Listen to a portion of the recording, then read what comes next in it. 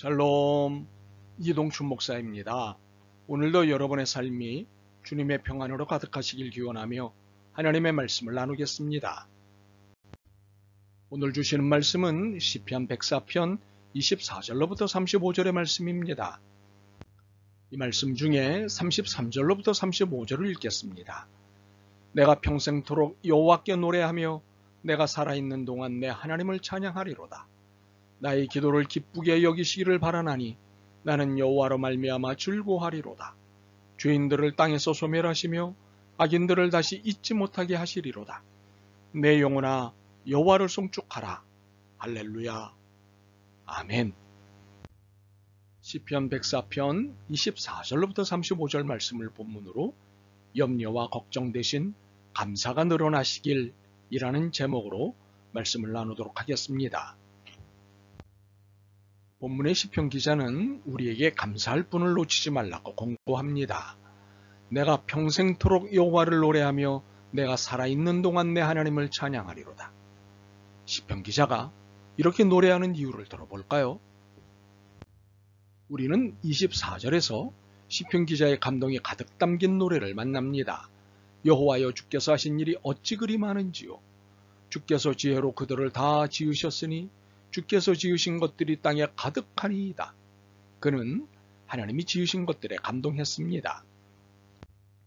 그런데 단순히 하나님이 지으셨다는 것에 감동한 것이 아닙니다. 주님의 지혜에 감동했습니다. 24절 앞부분은 시편 기자가 피조물들을 살펴보며 알게 된 놀라운 사실들을 나열합니다. 자연의 법칙, 자연의 질서에 들이운 하나님의 지혜를 본 것입니다. 일부분만 볼까요? 8절과 9절입니다. 주께서 그들을 위하여 정하여 주신 곳으로 흘러갔고 산은 오르고 골짜기는 내려갔나이다. 주께서 물의 경계를 정하여 넘치지 못하게 하시며 다시 돌아와 땅을 덮지 못하게 하셨나이다.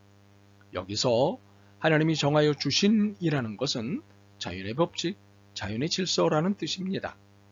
이것에 따라 모든 피조물들이 살아갑니다.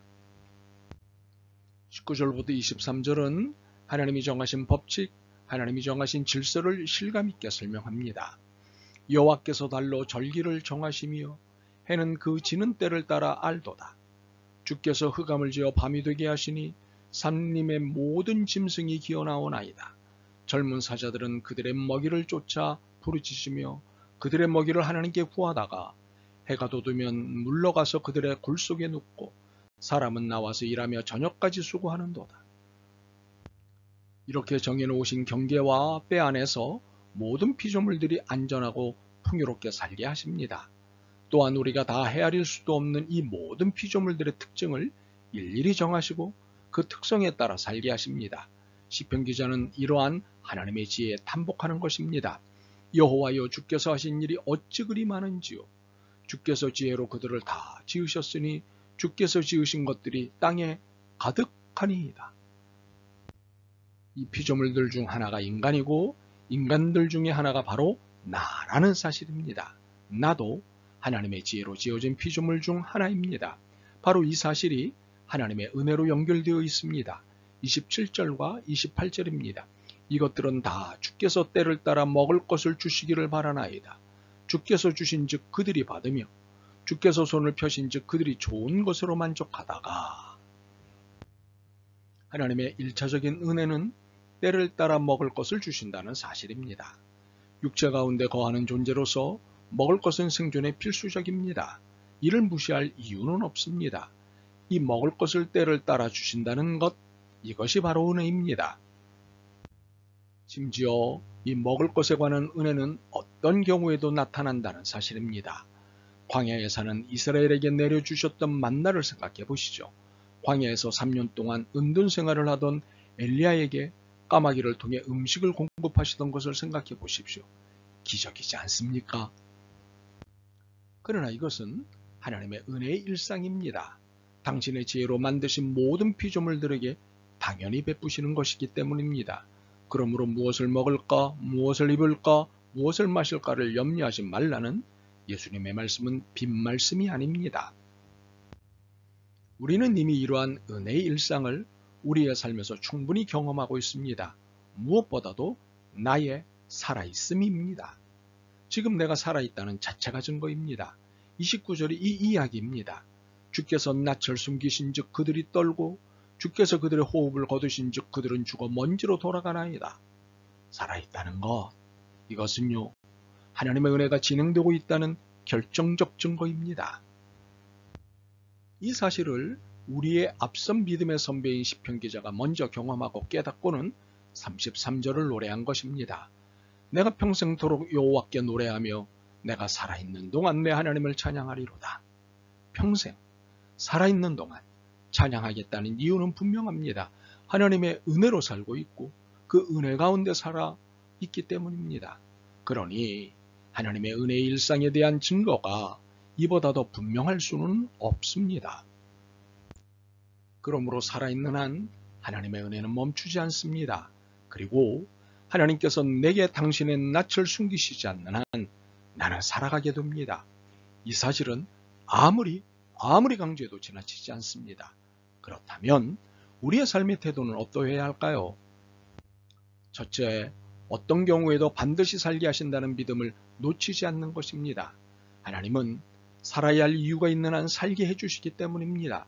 29절로부터 31절입니다. 주께서 낯을 숨기신 즉 그들이 떨고 주께서 그들의 호흡을 거두신 즉 그들은 죽어 먼지로 돌아가나이다. 주의 영을 보내어 그들을 창조하사 지면을 새롭게 하시나이다.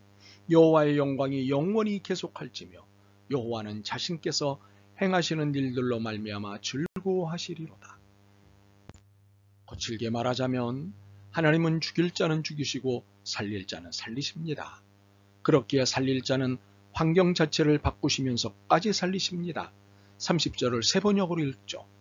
주님께서 주님의 영을 불어넣으시면 그들이 다시 창조됩니다. 주님께서는 땅의 모습을 다시 새롭게 하십니다.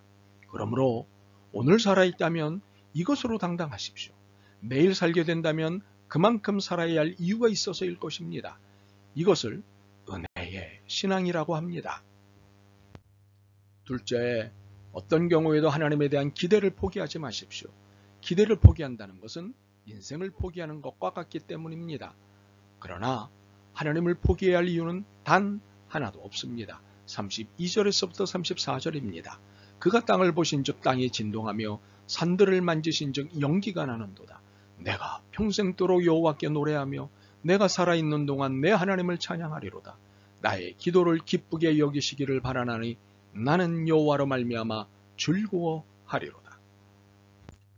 하나님이 건드리시면 그 어떤 것도 살아납니다. 반대로 그 어떤 것도 죽습니다. 그러므로 살아있다는 것은 기대를 포기해야 할 이유가 없다는 증거입니다. 그렇기에 시편 기자는 내가 살아있는 동안 내 하나님을 찬양하리로다고 고백하고 있는 것입니다. 하나님에 대한 기대가 있기 때문입니다. 물론 찬양이야 당연한 것이지만 살아있다는 것은 기대해도 된다는 것을 의미합니다.